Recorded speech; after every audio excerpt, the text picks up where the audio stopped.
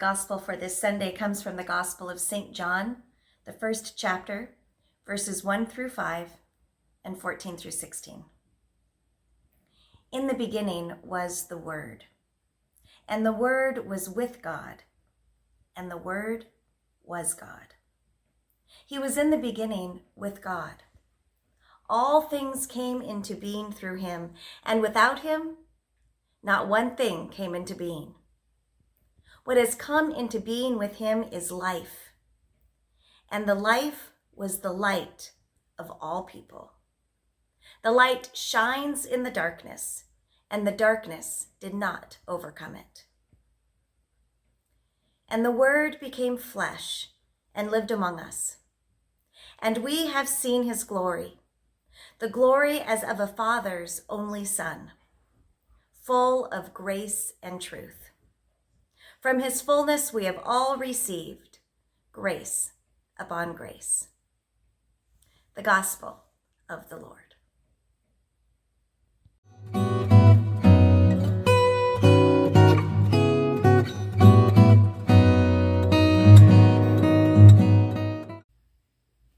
Grace and peace to you from God our Creator and from our Lord and Savior Jesus Christ, whose birth we continue to celebrate. I want to show you some things that are here in this room that I have set aside. So come on over here. First, I have this nativity set. Many of you might have seen this kind of nativity set in your houses or perhaps your parents or grandparents. This actually was my grandma and grandpa's set. And I remember, if I close my eyes, what this looked like in their house every Christmas.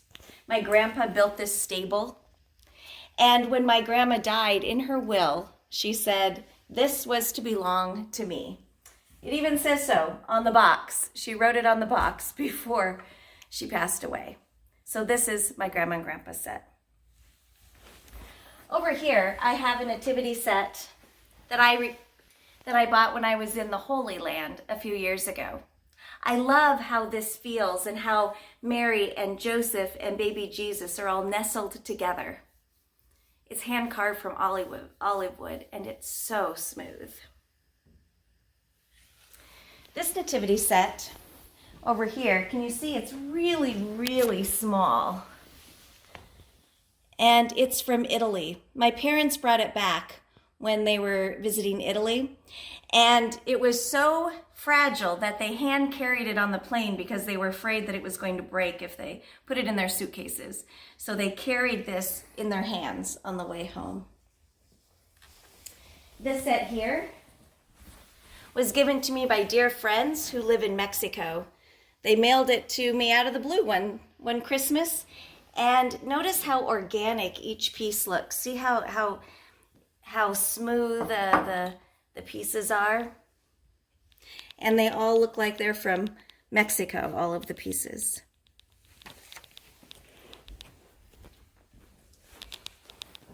My daughter was born in November, and when she was born, we weren't sure what you give a child who's only a couple weeks old for Christmas. So Katie's first Christmas set was made out of a 2x4. An artist in Montana made this nativity set, and this was Katie's first Christmas present. And this is what I'm really excited about. Baby Atlas is going to have his first Christmas, and I'm really excited that we're going to give him his very first nativity set too this year.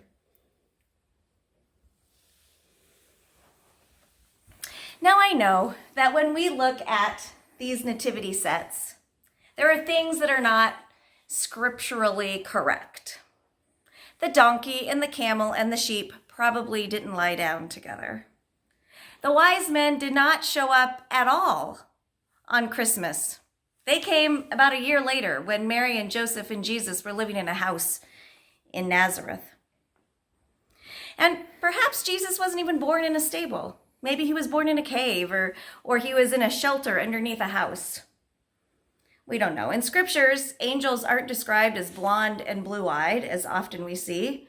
The descriptions we have of angels in the Bible are of multiple eyes and lots of wings. Frankly, kind of scary.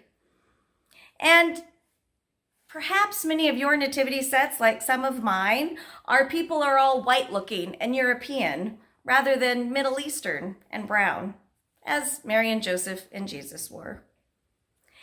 And when I see Mary kneeling and looking serene and beautiful and clean after giving birth in a stable or a cave or a shelter underneath a house, I think, really? That's what Mary looked like? Well, all that said, you can tell I truly love nativity scenes. And with these that I shared with you, I love that each of them has a story in my life. It might not surprise you that I have even more that I'm not showing you. Maybe next year you'll get that.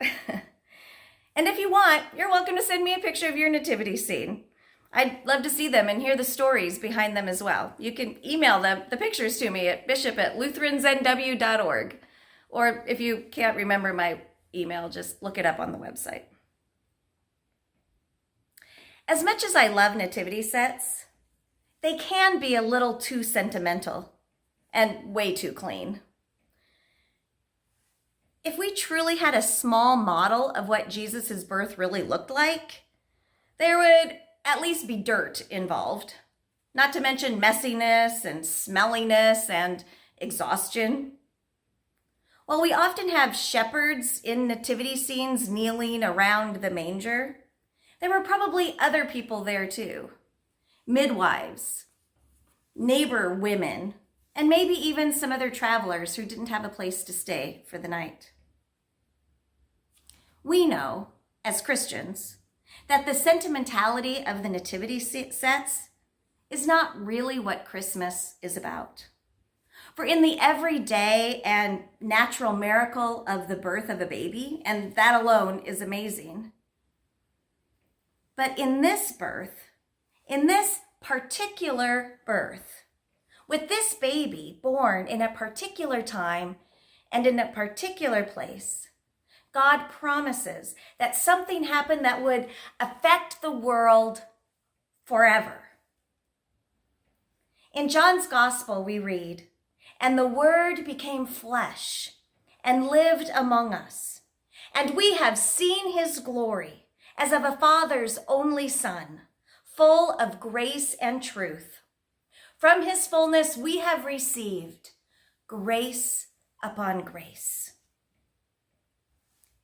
And the Word became flesh, incarnate, fleshy, human, Emmanuel, God with us, with us. God came to earth as a baby. God who created the entire universe chose to come to be with us from the womb. God became human and lived among us. Now I want to pause for a moment here because I want to be real. You know, there's a lot going on in this world, and for many, it's hard. So let's pause for a moment. I don't want to move too fast and say, well, Jesus is here. He's born into this world, so all is well. I don't want to say that quite yet. You see, for some, this is received as good news. For others, we haven't sat long enough in the pain and the jagged feelings that you might be feeling this time of year or other times of year for that matter. For those of you who are sad or tired or just plain done with all the stuff that's here, I hear that too. I see that too. And truthfully, Jesus didn't come to sanitize the truth of what is happening around us or within us. In a beautiful reflection on Advent published in the Washington Post from 2019, columnist Michael Gerson, who died a month ago, describes how we might possibly react to what is around us. He wrote in this article, "On the evidence of our senses, despair is perfectly rational. Entropy is built into nature. Decay is knit into our flesh. By all appearances, the universe is cold, empty, and indifferent. This leaves," he writes, "every human being with a choice between despair and longing. Both are reasonable responses to a great mystery."